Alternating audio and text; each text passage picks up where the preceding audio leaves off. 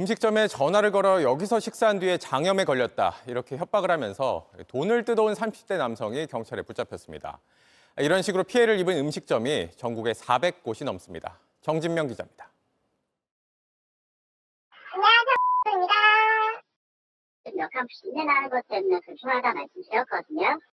가게로 걸려온 전화. 영업장 폐쇄까지 갈 수 있는 사안까지 만드셨네요. 은근한 협박, 위압적인 태도. 그거는 그쪽 사정이고요. 사장 전화번호 부르시라고요. 그리고 돈 요구. 종에 탈사까지 한 일이 있어 연락드립니다. 코로나가 기승이던 4년 전 자영업자들 사이에선 장염맨이란 이름이 퍼졌습니다. 실제 간 적 없으면서 식당에 전화해 음식 먹고 장염에 걸렸다고 돈을 뜯어냈습니다. 지난 2020년 5월 처음 등장해 1년 반 동안 활동했습니다. 붙잡혀 징역 1년을 선고받았고 장염맨은 잊혀진 듯 했습니다. 그런데 다시 전화가 걸려오기 시작했습니다. 저희가 새치미 식당 갔었는데 6사람이나 부품에 살살까지 한 일이 있었어요. 자영업자들 사이에선 장염맨이 돌아왔다는 소문이 번졌습니다. 경찰이 추적에 나섰습니다.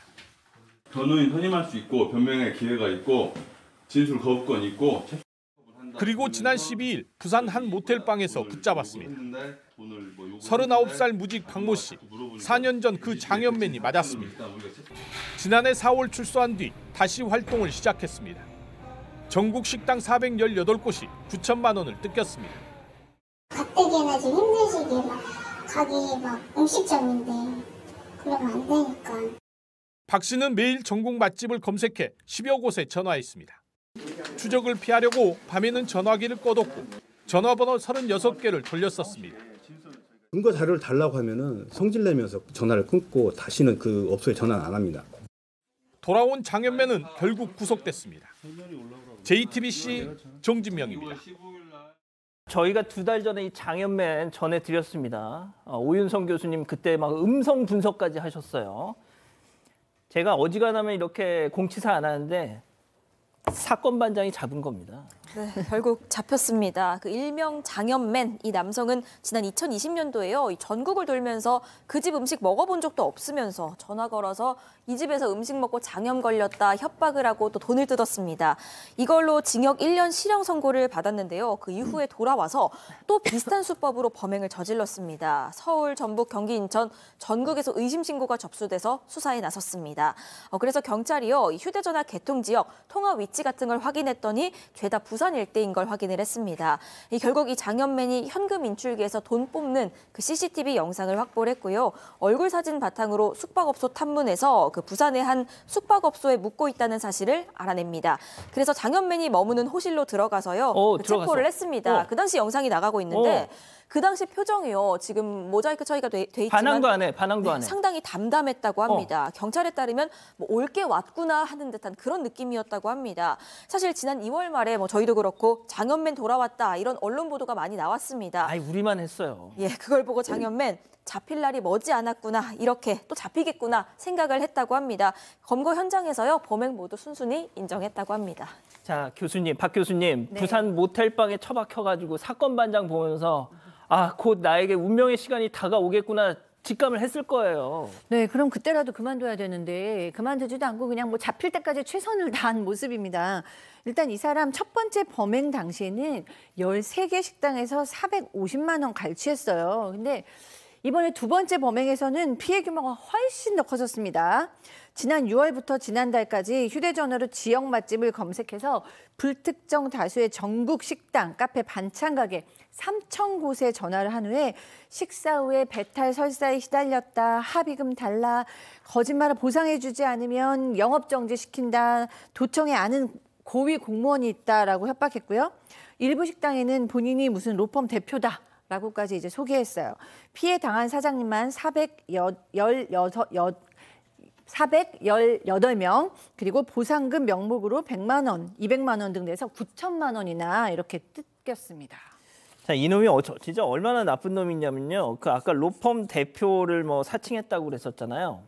그때 이제 김밥집 사장님, 여자 사장님한테 전화해서 내가 로펌 대표인데 여기서 만든 김밥 먹고 배탈이 났다.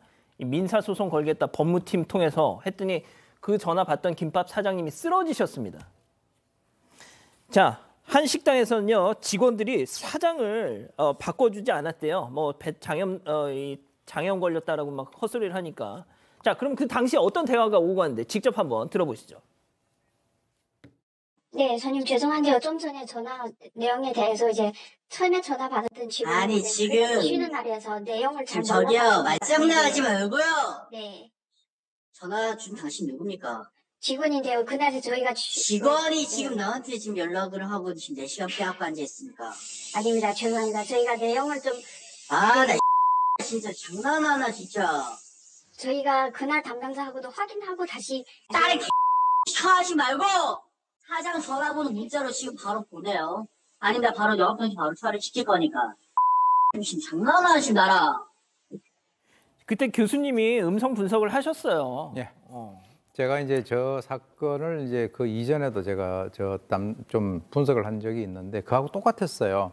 왜 그러냐면 굉장히 교만하게 얘기를 하면서 그리고 이제 너는 상대 안 하니까 사장 바꿔라. 그리고 이제 거기서 주로 이제 쓰는 게 처음에는 뭐라고 얘기했냐면 자기가 변호사라고 하기 전에 초기 단계에는 법무실에 연락해.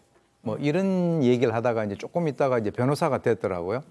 그러고 난 뒤에 이제 법적으로 또는 뭐 영업 정지를 시키겠다 이런 식으로 이제 그 얘기를 하고 있는데 실제로 인터넷 검색에서 무작위로 식당에 전화하고 사장 바꾸라 그러고 그리고 이제 근거 자료 주세요라고 하면 화를 내고 협박을 하다가 그거 안 되면 이제 그건 포기하는 거죠.